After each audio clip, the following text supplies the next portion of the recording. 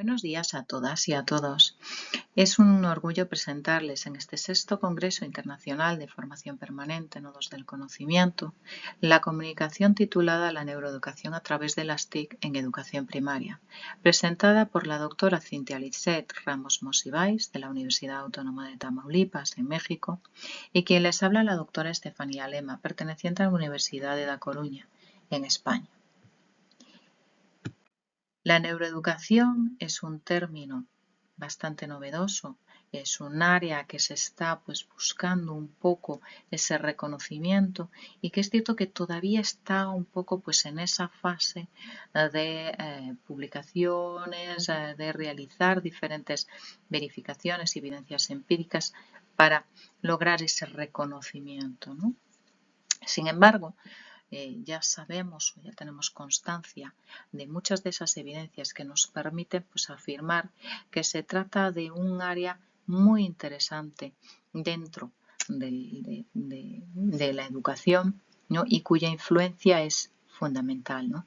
En este sentido, la neuroeducación toma aspectos de diferentes ciencias, ¿no? Por ejemplo, de la neurociencia, toma un poco aquellas influencias de la neurociencia sobre cómo determinados agentes externos pueden estar modificando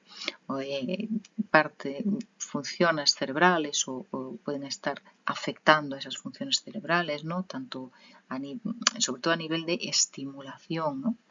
Del cerebro o de procesos psicológicos básicos como es la atención, ¿no? Y que estos están influyendo a su vez en el aprendizaje, ¿no?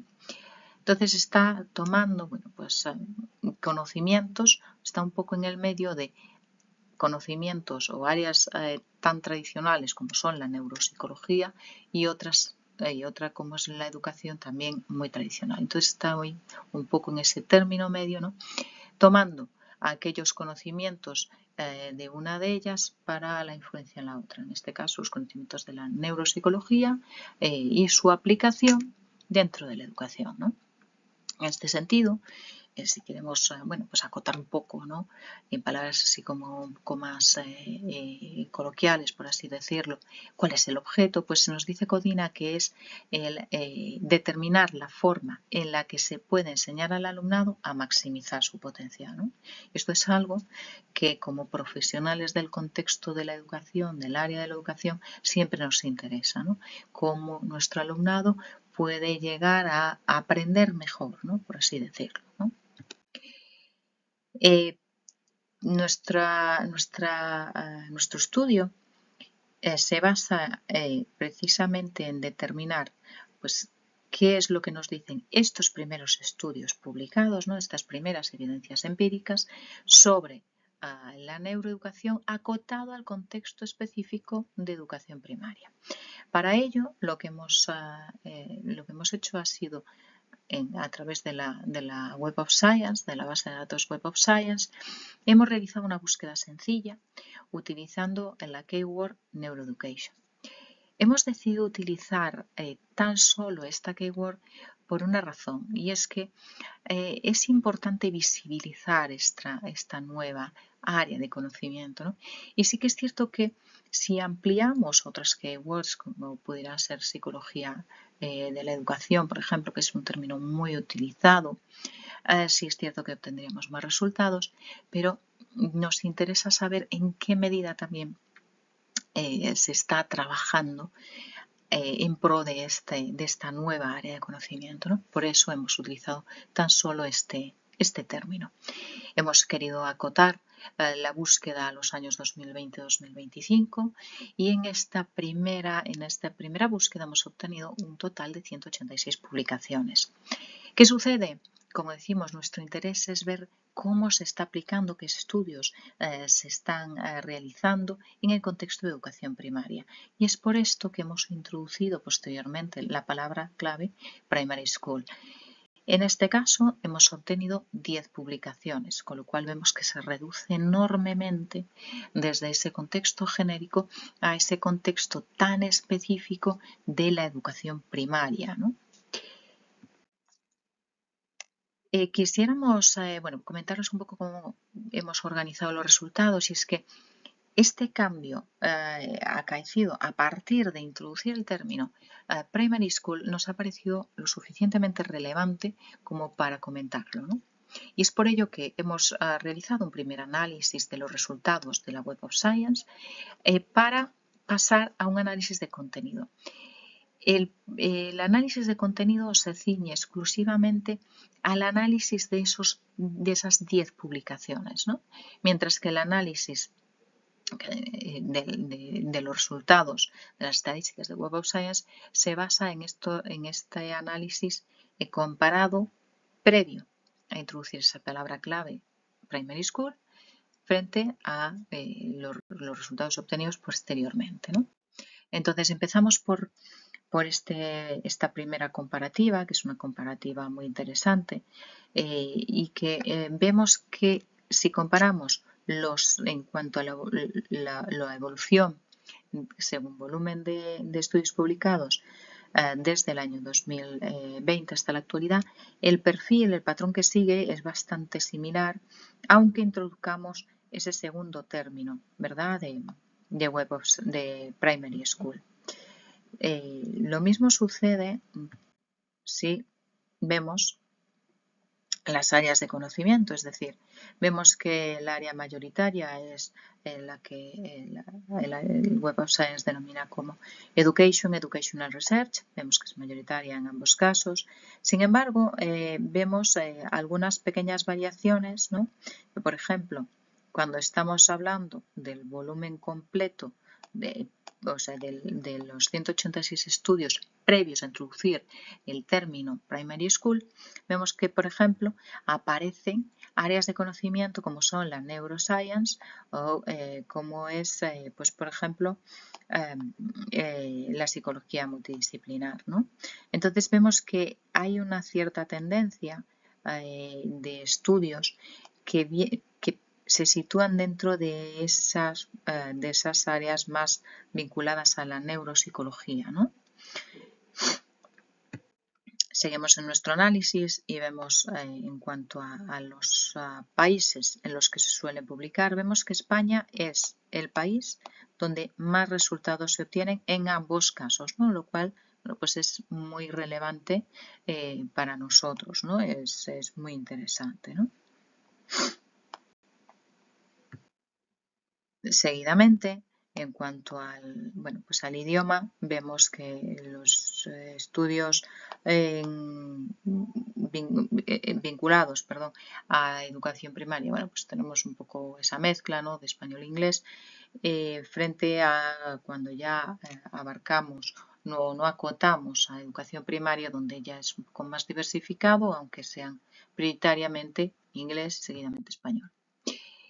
Bien, en cuanto a los resultados vinculados a los contenidos, ¿qué hemos obtenido? Bueno, pues lo que vemos aquí es que efectivamente la aplicación de diferentes estrategias vinculadas a la neuroeducación influyen de forma positiva en aspectos tales como los procesos cognitivos básicos, que en este caso pues podemos entender, pues, por ejemplo, procesos vinculados con la atención, ¿no?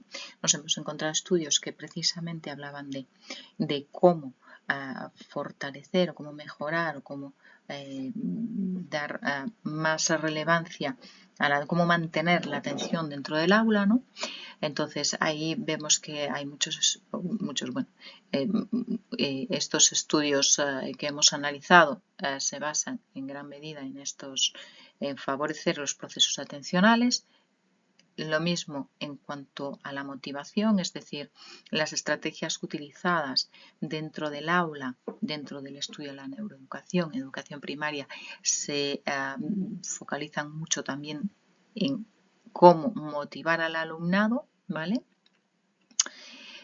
También hemos visto que los estudios hablan de que se favorece la inclusión educativa, es decir, estas estrategias que no tenían en sí como objeto la inclusión educativa, sí que acaban teniendo ese beneficio que que no era pues un beneficio prioritario, ¿no? Con lo cual se obtienen más beneficios de los que inicialmente se consideraban. Y lo mismo en cuanto a la autonomía del alumnado, es decir, se entiende que por ser estrategias más motivantes y que además promueven los procesos atencionales, entre otros, se ve que pues presentan como beneficio también una mejor autonomía, una mayor autonomía del alumnado, ¿no? A la hora de realizar las diferentes tareas de aprendizaje, ¿no? Entendemos precisamente pues, por esa motivación, ¿no? Como conclusiones, quisiéramos determinar que lo que hemos visto sobre todo en estos 10 estudios, ¿no? Donde hablaban de estrategias más específicas de aplicación de la neuroeducación, lo que hemos visto es un aprendizaje adaptativo, ¿no? Esto quiere decir que se entendía cómo el alumnado estaba siendo afectado por factores externos, ¿no? Algunos de ellos pues, incluían pues, temas de sueño, ¿no? los hábitos de sueño, también se hablaba de la alimentación, ¿no? La influencia de la alimentación y cómo esto estaba influyendo, a partir de ese análisis de cómo estaba influyendo en el aprendizaje del alumnado, ¿no? Las estrategias implementadas pues, podían favorecer ese aprendizaje adaptativo y por lo tanto ser más motivantes, llegar a desarrollar esos procesos cognitivos básicos de una forma más adecuada, ¿no? Obteniendo mayor atención en esas tareas propias del aprendizaje y por lo tanto unos mejores resultados académicos, ¿no? Uno de los aspectos también que recalcan algunos de los estudios y que lo ponemos dentro de estas conclusiones, también en alusión a Francisco Mora, que también habla de esto y es uno de los grandes referentes, muchos de estos estudios, o sea, todos los estudios analizados realmente, nos hablan de la emoción como un aspecto clave tiene que estar presente en la educación, ¿no? Francisco Mora sí lo dice, ¿no? Que para poder educar hay que poder emocionar, ¿no? Entonces, ¿qué sucede con la neuroeducación? Que la neuroeducación está en sintonía con esta premisa, ¿no?